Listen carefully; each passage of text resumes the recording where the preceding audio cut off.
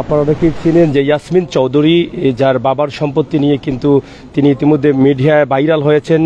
আজ তিনি বাংলাদেশে আবার লন্ডন থেকেই সেই কর্মস্থল লন্ডন থেকে দেশে ফিরেছেন এবং দেশে থাকা মেয়ের সাথে তিনি ইতিমধ্যে দেখা হয়েছে এবং মাকে ফুল দিয়ে বরণ করে নিচ্ছে এবং গলায় মালা পরিয়ে দিচ্ছে, ফুলের মালা, এবং ফুল মা আবার মেয়েকে পরিয়ে দিচ্ছে। কারণ তাদের এই যে ভালোবাসার মায়ের টান এবং মেয়ের টান, এটার যে কতটুকু টান রয়েছে তা এখান থেকে বোঝা যাচ্ছে যে মা কি করে লন্ডনে ছিলেন মেয়েকে রেখে, এবং দেশে আসার পরে মেয়ে মাকে এখানে রিসিভ করে নিয়ে যাচ্ছে। আমরা সেটি আপনাদের কাছে উপস্থাপন করছি। তো আমরা একটু জানার চেষ্টা করব, যেহেতু আমরা এখানে এসেছি বা আমাদেরকে বলা হয়েছে এখানে আসার জন্য, তো আমরা এখানে এসেছি আসলে বর্তমান অবস্থা নিয়ে একটু কথা বলবো। শারীরিক অবস্থা কেমন আছে এবং আসলে কেমন আছেন আপনি?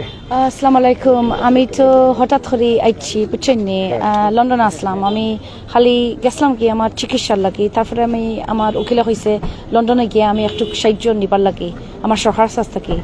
এখন আমি খিতা হইমু হঠাৎ করে আইছি, কারণ আমার ফুরির উপরে নতুন একটা মামলা হয়ে গেছে।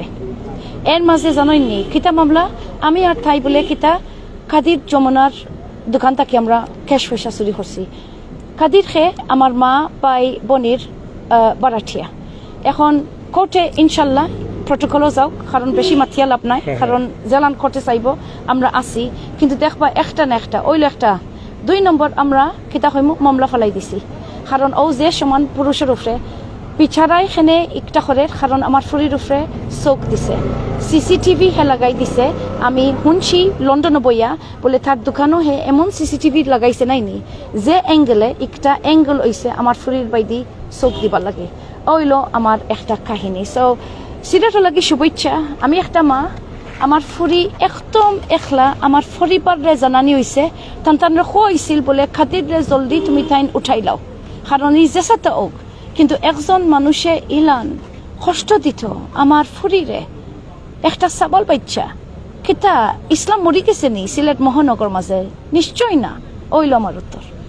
আপনার মেয়ের উপরে আবার আরেকটি মামলা হয়েছে, এই জন্য আপনাকে দেশে একটু তাড়াতাড়ি আসতে হচ্ছে। আমি সকলটা জানাইনি, আমি আসলে বেমার আসলাম লন্ডন, আর আমি গেছি না আরাম লাগা। সবাই খালি কই বলে তোমার ফুরির এখানে ফলাইয়া গেছে তুই। আমি জানি ফলাইয়া গেছি না, কারণ একটা মামলা রয়েছে সাইবার ক্রাইম, এনামুল হক চৌধুরী করছে আমরার উপরে।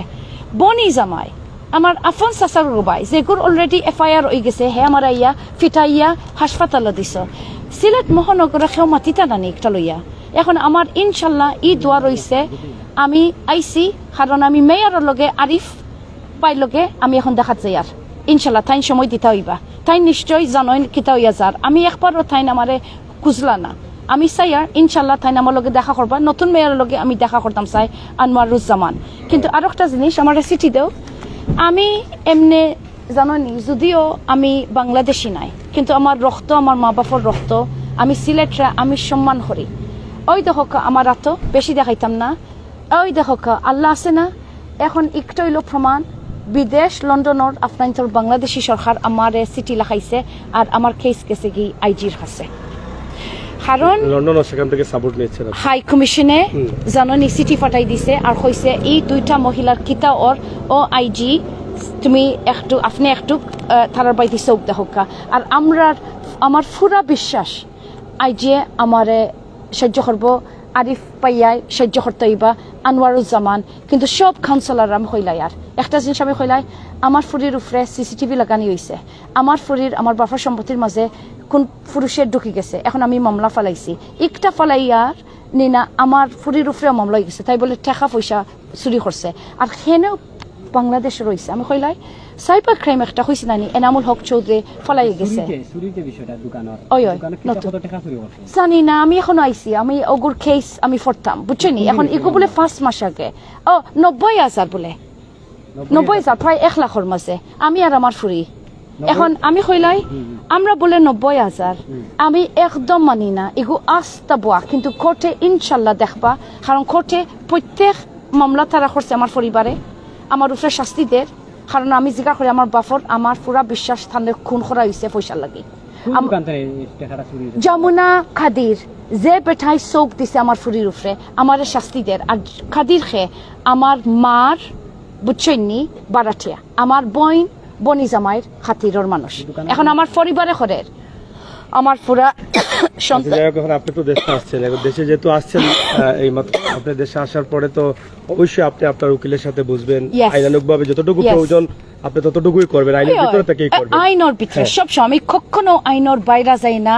আর কসম আমরা কোনোদিন ভিসা মাতিছি না, কোনো ঘুষও দেওয়া হইছে না, আমরা সাফ কাম করি। এলা কি তো সময় লাগে। আমার নাম উকিলে তো আমার হয়েছে বলে আপনি জলদি আউকা, কারণ আমরা খবর ফাইলিছি 5 মাস আগে বলে একটা ফাইল হয়েছে, তো 5 মাস দিতে ফাইল হয়েছে তো আমরা জানি না কেন।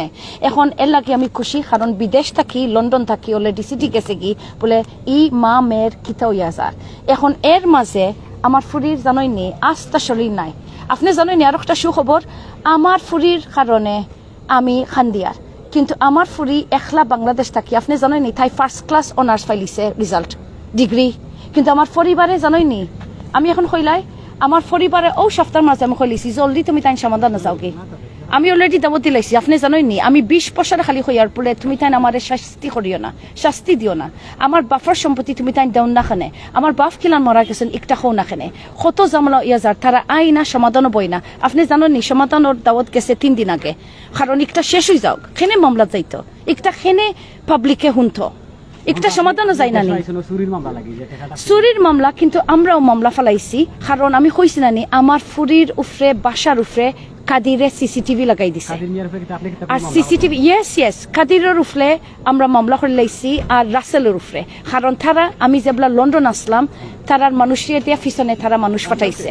রাসেল হইলে আরো দোকানদার, আর এটা সব দোকানদার বারাটিয়া খার আমার মা ভাই বোনের আর বনি জামাই। আমি জুলাই মাসে গেছিলাম কি চিকিৎসার লাগি, ওকে না ফারিয়া। এখন আমি কিতা করতাম এর মাঝে থাইরে খেনে রাখছি, কারণ সাইবার ক্রাইম একটা মামলা রয়েছে। আতো লন্ডনে মামলাটা আপনার উকিল সাহেব নেই ফোন দিয়া কইছে। ওই এখন আমি হুনিয়ার আর আমি কই বলে এর মাঝে আমি 2বার হাসপাতালও ভর্তি হয়ে গেছিলাম বেমারের কারণে। আমি আইতাম পাইয়ার না, আমি চাইছিলাম মনে হয় 2-3 সপ্তাহ লাগি যাইমু, হিরবার আইমু।